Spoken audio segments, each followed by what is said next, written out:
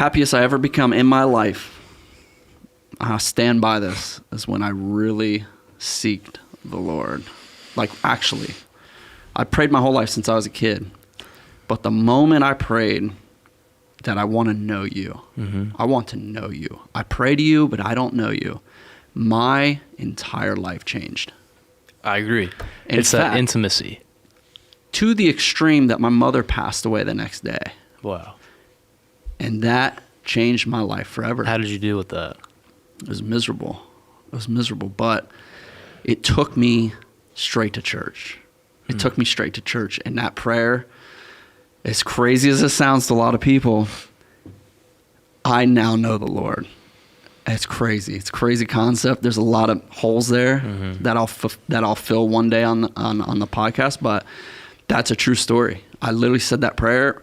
My mother passed away that next day or the day after, and it was instantly I found myself in a church, and I was learning, and I was, it's like a gift from my mom. My mom wanted me to join a church so bad.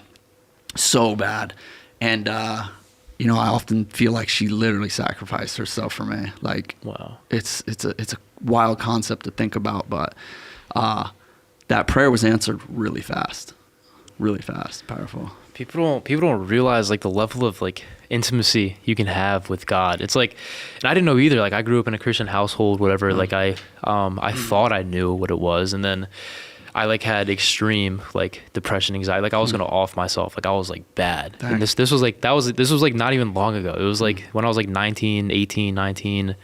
I was like severely like derealization like took over my life. Like I didn't think anything was real, and it was like I couldn't even leave my house. I couldn't go to restaurants. I would have to pull over on the side of the road to just start like dry heaving. Like my anxiety took over my whole life. I couldn't do anything. And then I started getting into like worship music. Like I'll sing a little bit, play the guitar, and that's when I first started feeling something. Because like the words of the song, I have a life story video on my YouTube that explained like kind of like this whole concept. The words of the song that I would be singing, it was like what I wanted to like say and cry out to God. I just didn't know how to say it myself. So in the song I would say it, and that was like setting me free. And then I got baptized January 5th, 2020. And then I started to be like, this is what it's like to actually know God. And again, it was like a snap of a finger. I wasn't perfect. I was still doing things I shouldn't have been doing. That'll be for life. Yeah. But I was like, I don't know how to explain it. It was like I experienced every single pleasure in life. Like I've had money. I've had a bunch of money. I've had no money. I had sexual relationships. I've had not, like I've been through every single pleasure you could think of.